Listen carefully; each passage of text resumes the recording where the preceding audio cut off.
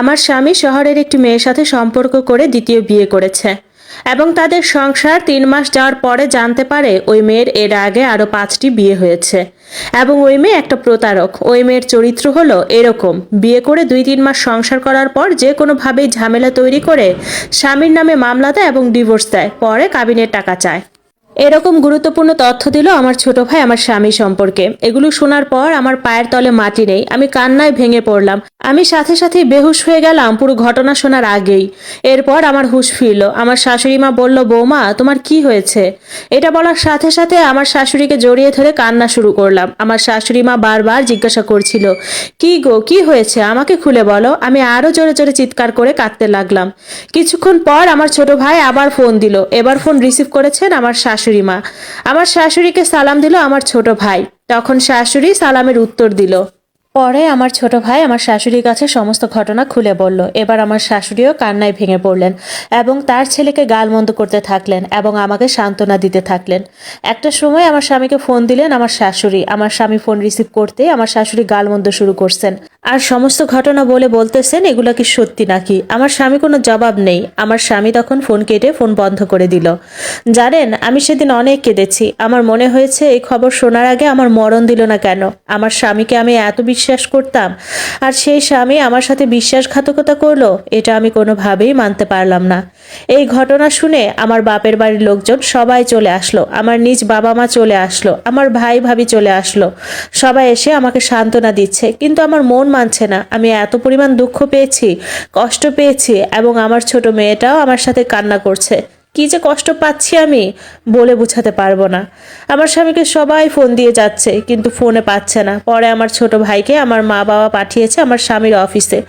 অফিসে যে গিয়ে জানতে পারে অফিসে যায়নি। পরে আমার ছোট ভাই যায় আমার স্বামী যেখানে ভাড়া থাকে সেখানে গিয়ে জানতে পারে ঘর তালা মারা। পরে তার এক বন্ধুর সাথে যোগাযোগ করে, সেখানে জানতে পারে আমার স্বামীর নামে মামলা চলছে, পুলিশ তাকে খুঁজছে।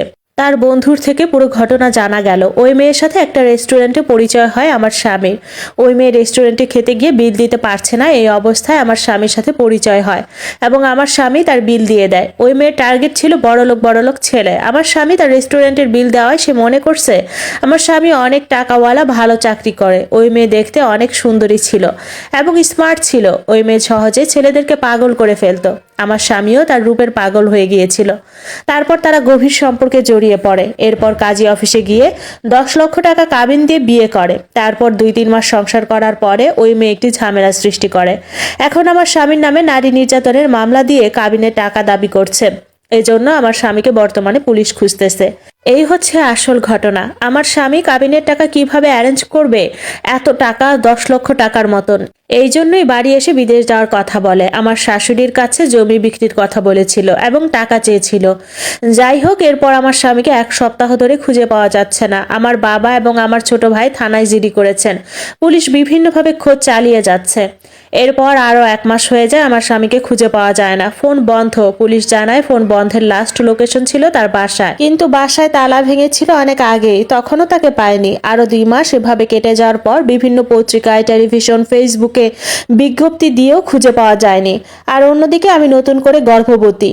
তখন আমার বাবা মা বলছিল এই বাচ্চা নষ্ট করতে, কিন্তু আমার শাশুড়ি আমাকে না করছে, বলছে আমার ছেলে ফিরে আসবে এবং ও তোমার কাছে ক্ষমা চাইবে আর আমার ছেলে প্রতারকের পাল্লায় পড়ে এটা করছে, তাই তুমি এই পেটের বাচ্চা নষ্ট করো না, প্লিজ বৌমা আমার কথা রাখো।